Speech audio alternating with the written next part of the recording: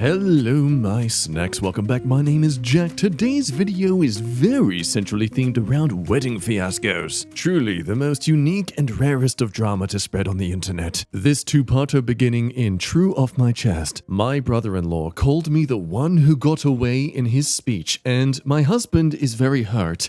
And it is all my fault. I don't know what to do. I think I have done serious damage to my marriage before it even began. See, I met my husband through his brother, Chris, who I had a crush on in college. I never was clingy or never acted on my feelings, and I never really allowed myself to get too close to him because I knew that my feelings weren't reciprocated. Chris knew, however, I had a crush on him, or at least he felt it. He would always say that I was girlfriend material and how he wouldn't want to lead me on. He wanted to have fun before that. He would say this to others, but even once to me. Already sounds like you made a good choice not being with him. On 2 occasions, he would text me that he had feelings for me, only to apologize later and retract his words. But on Christmas 4 years ago, he texted me that he was in love with me and wanted to take me out on a date. He said he was done playing around and wanted a relationship. He was invited to the New Year's Eve party that my then roommate and I had. He told me he wanted to talk to me then. But see, when he came to the party, he had his brother with him, and then Chris spent the party going out of his way to ignore me,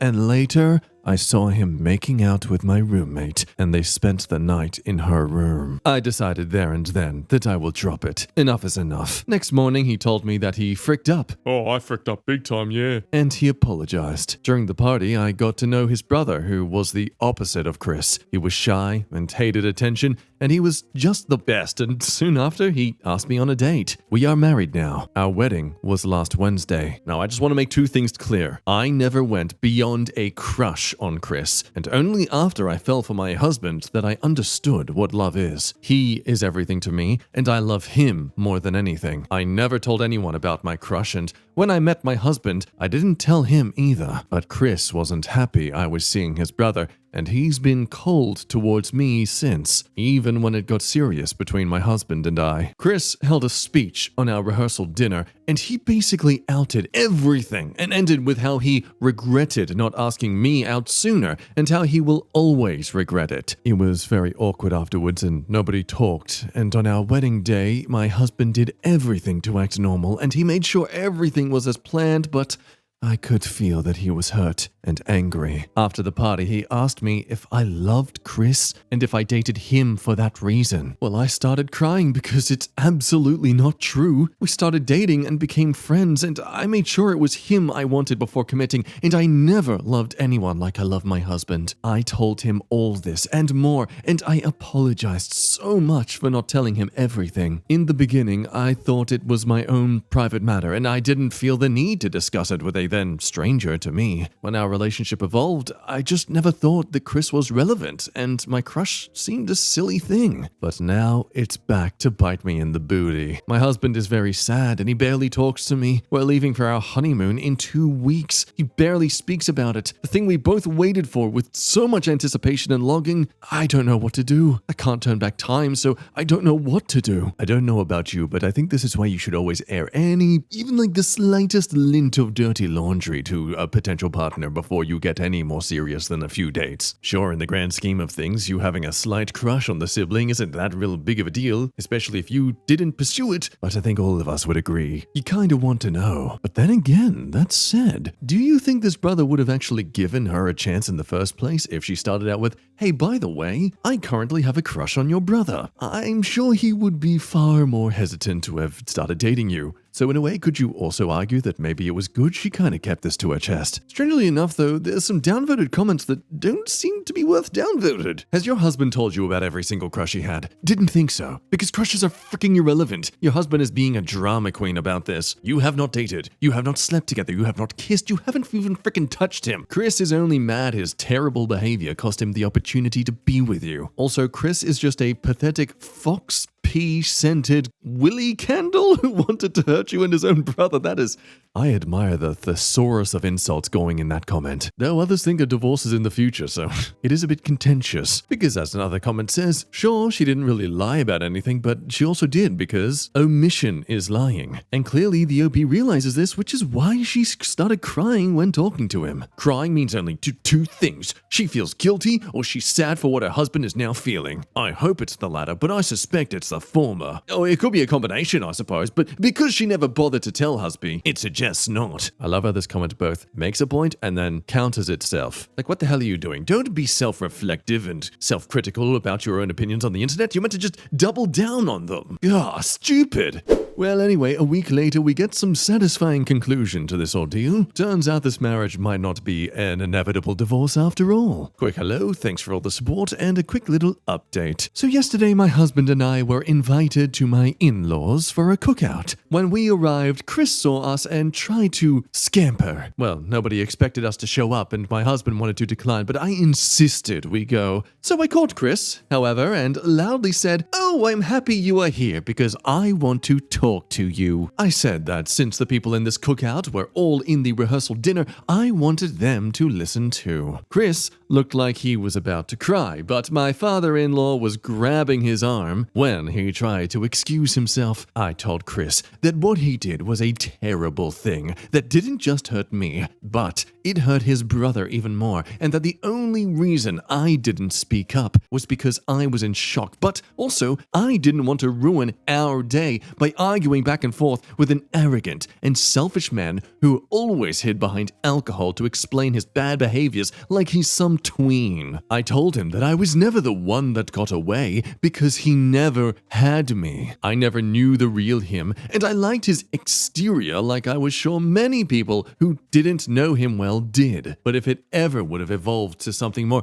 I would have seen through his facade. And since I know myself very well, I would never have fallen for someone like him, so I was never the one that got away. I told him that the only good thing about him in my eyes, the only redeeming quality, is that he decided to bring his brother with him that night, and even if I was very angry with him now, I will always be thankful to him, and I will always be grateful that I crossed paths with him because it led me to my husband. And for you to not even call to apologize to your brother for embarrassing him and hurting his feelings says a lot about how much you have planned to hurt him on his day. Now, my husband was silent the whole time. The mood was a bit awkward for a minute after my outburst, but then people were normal, and some apologized for what happened, and we ended up having a good time. When we got home, my husband, who's been sleeping in the living room almost every night, hugged me and kissed me. It was the first time he kissed me since the I do. Funnily enough, I felt my anger building up again, and I had another outburst.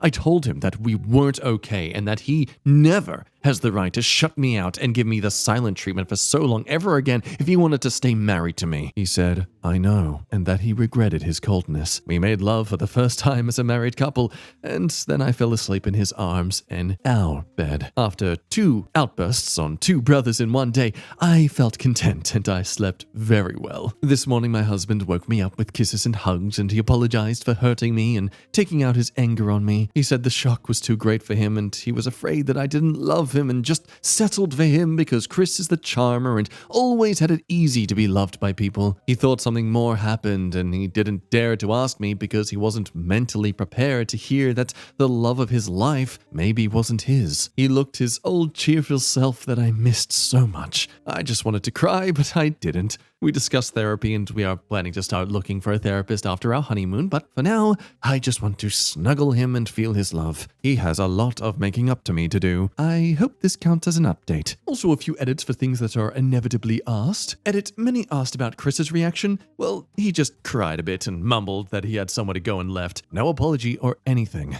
Wasn't expecting that either. My mother-in-law was angry with me, but I was just so angry everything just came out. Now, another edit. To all who are saying I'm avoiding questions about my husband, I already addressed everything in my first post. I will always regret not telling him, and I will always be sorry for hurting him. But my outburst on Chris wasn't wasn't the first time my husband heard my truth. I have been apologizing and begging since our wedding. He only talked to me after the cookout when he felt sorry for me. When I wrote about him making up to me, it was mostly a joke about depriving me of all the affection, but also because giving the silent treatment is really hurtful. And he agrees that what he did wasn't the greatest way to handle it. We will work on our way to communicate. We love each other, and we are fine. Yeah, it is a bit strange that a lot of people are hounding on OP for the dishonesty she betrayed to her husband, but also, come on, the husband is giving her the silent treatment? That's agreed, really pathetically immature. I get needing time to process it, but there's a big difference between doing that and just being like a child who doesn't like that things didn't go their way. But either way, I mean, I honestly kind of understand OP being hesitant to confess this thing. So as we theorized earlier, it's not exactly the best thing to start with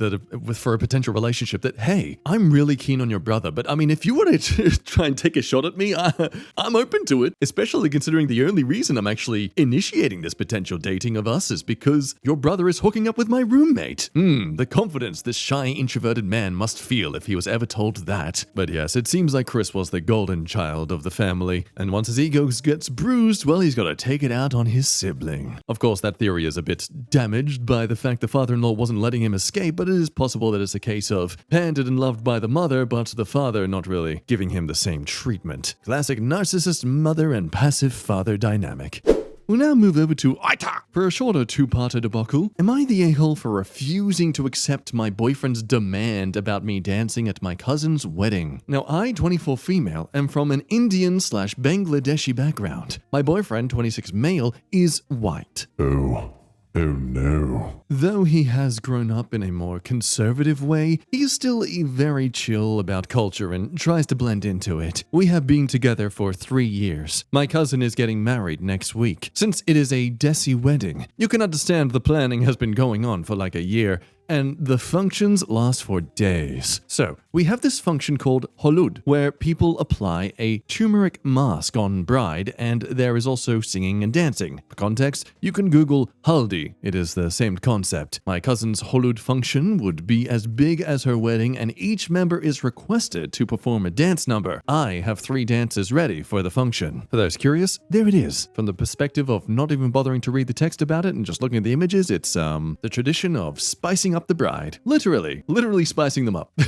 So of the 3 dances, one is my solo, another is a group, and the last one will be a couple dance like they do in Bollywood. Now my boyfriend knows this, and he had no issue with it. He has been to Indian weddings before, so he knows the deal. His issue is with the couple dance. He doesn't want me to perform it, but the couple dance isn't very intimate. It's just a boy is paired up with another girl and they do dance steps together. Like, I was paired up with a relative of mine. He is my mum's cousin's son. To be honest, I still have no idea how we are related, but we are. I asked him what the problem is. He told me he doesn't want me to dance with a random guy because it makes him look bad, and since I am committed to him, it would be like cheating. Now, I am a bit confused. He didn't have a problem until now. The dance rehearsals has been going on for 2 months. He has been to every rehearsals. I told him, fine, I will see what I can do because I do not want to upset him. Honestly, I think you should be more insulted. This man genuinely seems to think that your family or people peering into your family's culture are going to think you yourself are into incest because you are dancing with your cousin. Oh, there's no other context as to why she's doing it except for a desire to sleep with that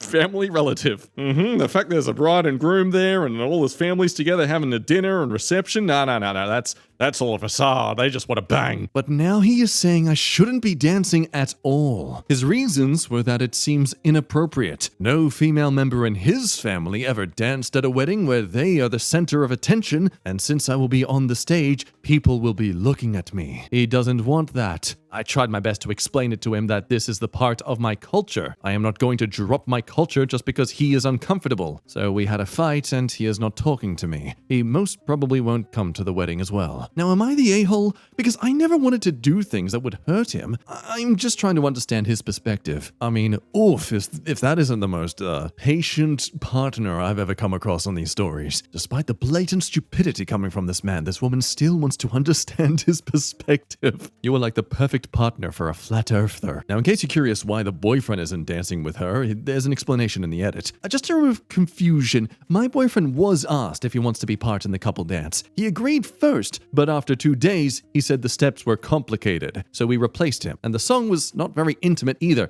It was not sensual like salsa or twerking. The song and dance is this one. Here's the link. That link being this one right here. Dilly Wally Girlfriend. And based on the most viewed, I'm going to assume it's this part here where the dancing is. Like, okay, I mean, oh no, look how how slutty they all are, flicking their wrists around. Oh, look how sultry those men are being with their gyrating legs all Elvis-like. Ugh, disgusting, horrid.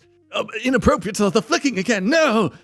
They've impregnated me. Inappropriate. Did he just punch the man? Why did he punch him? Why did that man get beaten up? Whoa, what did he do? Oh, he's dancing anyway. Oh, they're dancing together. Okay, I guess they're brothers. Maybe that's why he didn't like this song, because he didn't want to get punched in the sky. Why? Oh, this is now my favorite music video of all time. Anyway, down in the comment section, it seems clear this is just a copy and paste Jonah Hill situation, really. Like, it's all well and good to have boundaries, but you've also got to be retrospective of them. Are these boundaries because being in these situations or having people do these things around you or to you is damaging to you, or is it because you're extremely insecure in some way? If it's the latter, I'm sorry, but it's not a legitimate boundary. So a couple of weeks later, we return with an update. OP's returned after the wedding, letting us know how it goes, as well as the boyfriend's attempt to teach her how what she is doing affects him. Oh, I hope you're ready for a scumbag boyfriend experience. Okay, so I am done with the wedding stuff. Me and my boyfriend haven't contacted each other during the ceremony. I just told him via message that I have already promised my cousin about the dance. I cannot step down because the functions are near. I told him I will talk to him once the wedding is done, and I got no message from him. I kept checking my phone. We have had fights and disputes, but we always text each other to let the other know we are fine. I was worried a lot. I called one of his friends and they told me he is fine and doesn't want to talk. So I thought he must be mad at me. I became busy with the dance and the wedding. Yes, I did perform the dance. No, I do not have the recordings with me now. I will get the official video after a month. Also, in case anyone is asking, I won't upload it because I don't want to give out my identity along with my cousins. Now anyway, after the dance, I messaged him and he still didn't reply. Something was off. I went to message him on other social media accounts in case I get him to talk to me, but there I saw he was tagged in a post by his friends that they are at a strip club. There was a video of him getting dances from a stripper and licking the alcohol off her chest. I was disgusted. There were multiple stories from them of my boyfriend taking lap dances and other nasty stuff. I tried to enjoy the rest of the ceremony, but I was upset. He finally called me the next morning, and we had a fight over the phone, which my cousins heard. Basically, he was angry with me and wanted to teach me a lesson to show that what I was doing is similar to him getting a dance from a stripper. I called him a sick man and broke up with him. I am fine. The wedding kept me distracted. I had fun and looked nice in my Gagara choli. Hopefully I said that right. That's this thing for anyone curious. Oh, but my cousins were petty. Since they were still friends with my ex on social media, they were tagging him in every picture that includes me, especially the ones that are single pictures of mine. He blocked all of them. Thanks, Reddit, for making me see that he was not worth it. I will be fine, and I am going to stuff my face with the leftover wedding food for the rest of the week. It's still kind of a sad ending to what was a 3-year-long relationship. I mean, I feel like after that long, surely he would have established some comfort and trust in her, but what do you know? Typical early 20s guy, not fully developing that sense of maturity yet. As Opie does ponder, like, maybe he was trying to break up with you this entire time. I mean, it does seem plausible. It's such a ridiculous thing to cause a fight about. It's not like she was trying to start an OnlyFans to dance with strangers. And it could be that he was just so much of a coward, he tried to find a situation that would make you break up with him. With that happy ending, friends, we will say goodbye to this video. Thank you as always for watching. Love your face, and I'll see you next time. Bye-bye.